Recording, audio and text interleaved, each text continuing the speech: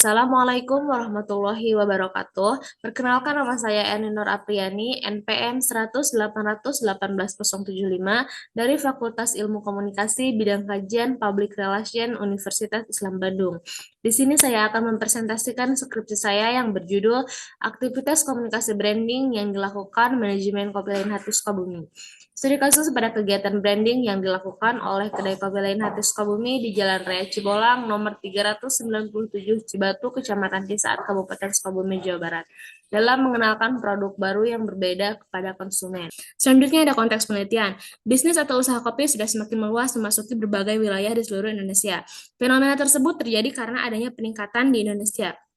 Berdasarkan hal tersebut, penulis akan meneliti Kopi Lain Hati untuk mengetahui berbagai permasalahan yang ada seputar branding yang dilakukan oleh Kopi Lain Hati. Selanjutnya ada pertanyaan penelitian. Yang pertama, bagaimana kebijakan manajemen Kopi Lain Hati mengelola branding? Yang kedua, bagaimana implementasi Kopi Lain Hati mengelola branding? Yang ketiga, mengapa Kopi Lain Hati melakukan branding? Selanjutnya ada setting penelitian. Setting penelitiannya yang pertama ada di Jalan Cibolang nomor 397 Cibatu, Kecamatan Cisaat, Kabupaten Sukabumi, Jawa Barat. Setting waktu penelitiannya yaitu penelitian ini peneliti melakukan wawancara pada pukul 11 waktu Indonesia Barat dengan manajer Kopi Lain Hati Sukabumi yaitu Bapak Agus dan karyawannya. Dan masalah yang diteliti yaitu berkaitan tentang aktivitas branding yang dilakukan oleh manajemen Kopi Lain Hati. Waktu pelaksanaannya dari bulan Januari hingga bulan Juni. Selanjutnya ada kerangka pemikiran. Yang pertama ada judul yaitu aktivitas branding yang dilakukan manajemen Kopi Lain Hati. Yang kedua ada fenomena di masyarakatnya. Selanjutnya ada teori besar yang digunakan dalam penelitian ini yaitu teori konstruksi sosial. Selanjutnya ada teori pijakannya yaitu teori brand expression, dan dalam penelitian ini meliputi berbagai macam permasalahan yaitu tentang kebijakan, implementasi, dan alasan mengapa Kopi Lain Hati melakukan branding. Selanjutnya metodologi penelitian. Yang pertama, paradigma yang dilakukan dalam penelitian ini yaitu paradigma konstruktivisme. Yang kedua, metode penelitiannya adalah metode kualitatif, pendekatan studi kasus, subjek dan objek penelitiannya yaitu penelitian ini subjeknya adalah Bapak Agus sebagai manajer Kopi Lain Hati Sukabumi, dan objeknya adalah branding yang dilakukan oleh Kopi Lain Hati.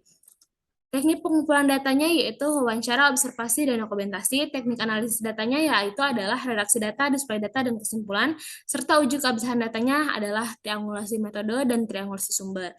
Selanjutnya ada temuan penelitian. Yang pertama, ada kebijakan bisnis, kebijakan kerjasama, kebijakan penentuan halayak, kebijakan penggunaan media sosial. Yang kedua, ada implementasi pengolahan pesan dalam mengelola branding, implementasi branding menggunakan public figure, dan implementasi branding menggunakan ide baru.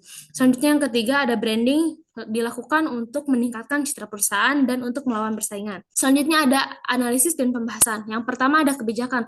Kebijakan bisnis yang dilakukan oleh Kopi Lain Hati ini yaitu kegiatan promosi aktivitas branding. Aktivitasnya dilakukan melalui kegiatan branding, yaitu dengan komunikasi bisnis internal dan eksternal. Yang kedua, kebijakan kerjasama yang dilakukan oleh Kopi Lain Hati ini yaitu bekerja sama dengan brand coklat Cadbury dan Gildak makanan Korea. Selanjutnya kebijakan penentuan halayak yang ditujukan kepada kaum milenial. Kebijakan penggunaan media sosial yaitu Kopi Lain Hati menggunakan media sosial Instagram dalam melakukan branding. Selanjutnya ada implementasi. Yang pertama, implementasi pengolahan pesan yang disampaikan yaitu berupa pesan verbal dan non-verbal. Yang kedua, implementasi penggunaan public figure yaitu menggunakan Ririn Ekawati, Muhammad Jadi, dan Tarik Halilintar sebagai brand ambassador Kopi Lain Hati. Yang ketiga, implementasi menciptakan ide baru yaitu untuk menciptakan ide baru yang berbeda dan berkolaborasi dengan orang-orang di lingkungan sekitar. Selanjutnya, alasan mengapa Kopi Lain Hati melakukan branding. Yang pertama, untuk meningkatkan citra perusahaan di hadapan masyarakat karena hubungan yang baik akan menciptakan konsumen serta relasi yang baik juga untuk perusahaan. Meningkatkan citra perusahaan untuk melawan persaingan dan perusahaan Kopi Lain Hati dengan perusahaan lainnya dengan menetapkan etika persaingan. Selanjutnya kesimpulan.